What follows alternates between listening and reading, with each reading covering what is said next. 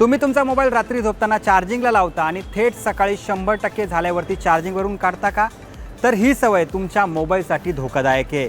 आज आपण मोबाईल चार्जिंगच्या नेमक्या योग्य पद्धती कोणत्या आहेत ते समजून घेऊयात। नमस्कार, मी सलमान शेख आणि आपण पाहताय एबीपी माझा।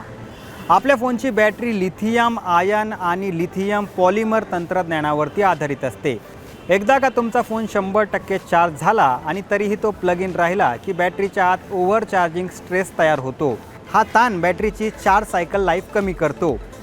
सोप्या भाषेत सांगायचं झालं तर बॅटरी कमजोर होते, तिची चार्जिंग क्षमता कमी होते आणि फोन लवकरच डिस्चार्ज होतो।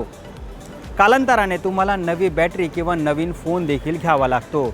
रात्रभर मोबाईल चार्जिंगला ठेवल्याने बॅटरीची उष्णता वाढते, त्यामुळे तुमचा फोन देखील खराब होऊ शकतो। आणि लक्षात ठेवा, जर तुम्ही स्वस्त किंवा लोकल चार्जर वापरत असाल तर ओव्हरहीटिंगमुळे आग लागणे किंवा ब्लास्ट होणे यासारख्या गंभीर घटना देखील घडण्याचा मोठा धोका असतो।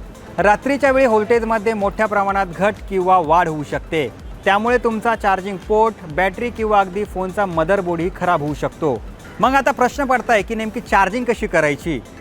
तर एक्सपर्ट सांगतात की फोन वारंवार 100% चार्ज करण्याची गरज नाही आहे।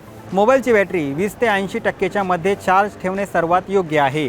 यामुळे बॅटरीवरील ताण कमी येतो आणि तिची लाईफ वाढते। जर तुम्हाला रात्री चार्ज करायचाच असेल तर स्मार्ट चार्जिंग फीचर असलेल्या फोनचा किंवा चार्जरचा वापर करा। हे 100% चार्ज झाल्यावर चार्जिंग आपोआप थांबवतात। तुमच्या एका सवयीमुळे तुमचा फोन सुरक्षित राहील आणि त्याची लाईफ देखील वाढेल।